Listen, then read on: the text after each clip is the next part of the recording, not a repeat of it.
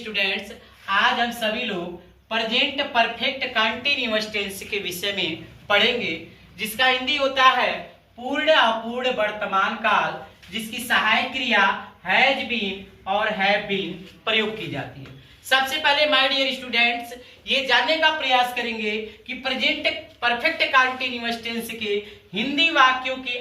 अंत में रहा है, रही है, रहा हूं, रहे हैं, अर्थात ये कंटीन्यूअस के तरह होता है, परंतु जब ये प्रेजेंट परफेक्ट कंटीन्यूअस टेंस होता है तो इसमें समय दिया होता है, अर्थात समय का जिक्र किया जाता है। अगर ये इसमें समय दिया हुआ है तभी ये प्रेजेंट परफेक्ट कंटीन्यूअस टेंस कहलाएगा और इसकी सहायक क्रिया हैज बीन और हैव बीन का प्रयोग करते हैं। एक बात और जानने का प्रयास करेंगे आप लोग कि जो इसमें से की अंग्रेजी समय को दर्शाया जाता है वह सिंस और फार से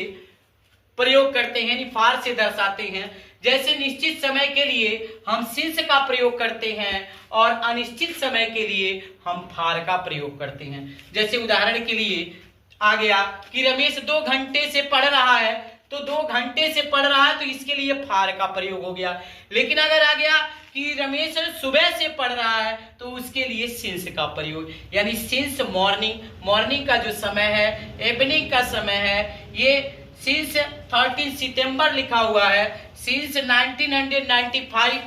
तो जो निश्चित समय होता है उसके लिए हम सिंस का प्रयोग, यहाँ पे 2 डेज 2 दिन का जिक्र किया गया, लेकिन वह 2 दिन कब है इसका पता हमें नहीं है। 5 वर्ष कब का है,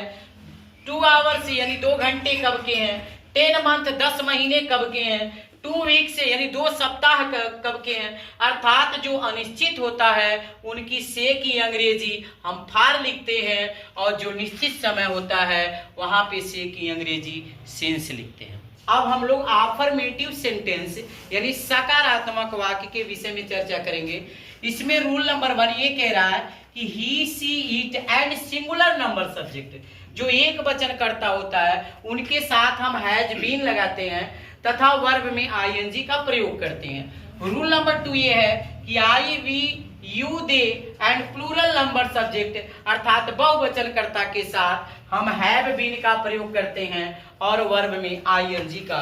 प्रयोग करते हैं। फार्मूला हमारा ये है कि सब्जेक्ट यानी कि सबसे पहले आप सब्जेक्ट लिखेंगे, सब्जेक्ट के बाद हैज ऑब्लिक हैव जो दिया है इन दोनों में से किसी एक का प्रयोग करना है, उसके बाद बीन का प्रयोग करेंगे, उसके बाद प्लस करके वर्ब जो लिखेंगे वर्ब के फर्स्ट फॉर्म में आईएनजी का प्रयोग करेंगे, उसके बाद ऑब्जेक्ट और सबसे अंत में से की अंग्रेजी सिंस या फार का प्रयोग करेंगे। जैसे एग्जांपल के लिए यहाँ दिया हुआ है कि वह सुबह से पढ़ रहा है, अर्थात सुबह से जो शब्द है ये निश्चित दर्शा रहा है, तो इसलिए यहाँ पे हम सिंस का प्रयोग किए हैं। He has been reading since morning, और यहाँ तुम 2 दिन से, यहाँ से जो है अनिश्चितता को दर्शा रहा है, तो इसलिए यहाँ you have been going to school for का प्रयोग, यानी यहाँ पे सिंस का प्रयोग जबकि यहाँ पे फार का प्रयोग किया गया है,